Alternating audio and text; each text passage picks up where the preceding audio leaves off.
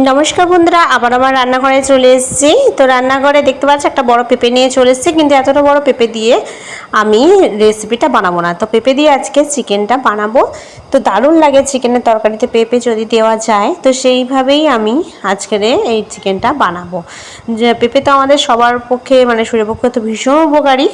তো মাংসটা দেখো আমি আগেই ম্যারিনেট করে নিয়েছি, আর আলু আর পেঁপেটা আমি ভেজে নিয়েছি। আমি তার জন্য সরি চাইছি এই কারণে যে আমি এই ভিডিওটা বানাতে গিয়ে একটু আমার ভিডিওটা হাত লেগে কোনো রকম ডিলিট হয়ে গেছে, তাই তোমাদের দেখাতে পারলাম না। বলে দিচ্ছি কী কী বানিয়ে মানে ভাবে মাখিয়েছি।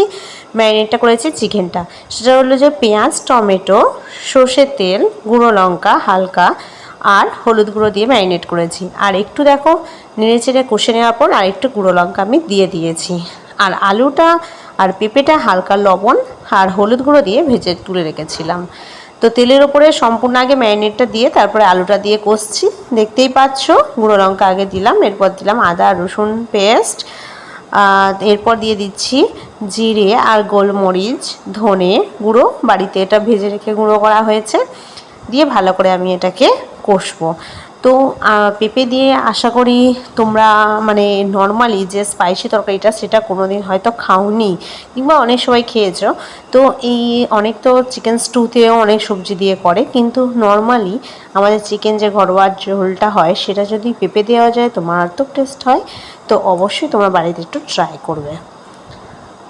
তো দেখো চিকেনটা আমি কষছি অলরেডি, আর একটু ভালো করে কষতে হবে। চিকেনে মশলাটা যাতে না লেগে যায় সেই জন্য সামান্য একটুখানি জল দিয়েছিলাম, একদম না দেওয়ার মতো, যাতে একটু নাড়াচাড়ার ক্ষেত্রে কাজ চলে যায়।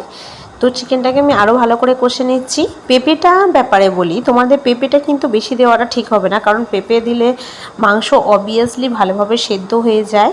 তাই আমি এখান থেকে 4 থেকে 5 পিস দিয়েছি। দেখতেই পাচ্ছ এই যে সাদা হয়ে আছে, এগুলো হচ্ছে কিন্তু পেঁপে।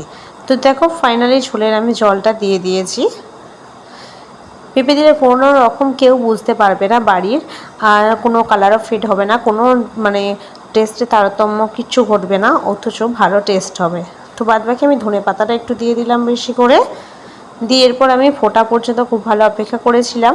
দেখো 10 মিনিট পরে আমি একদম মাখা মাখা আমি এইভাবে করে নিয়েছি এবার নামানোর জন্য। তো বন্ধুরা এই ছিল আমার আজকে রেসিপি। মাংসটাকে একটু অন্যভাবে অন্য একটা সবজি দিয়ে বানিয়ে তোমাদের দেখালাম, আর আমাদের খেতে দারুণ লেগেছিলো। তোমরা প্লিজ বাড়িতে বানিয়ে কমেন্ট বক্সে জানাবে কেমন হয়েছিল।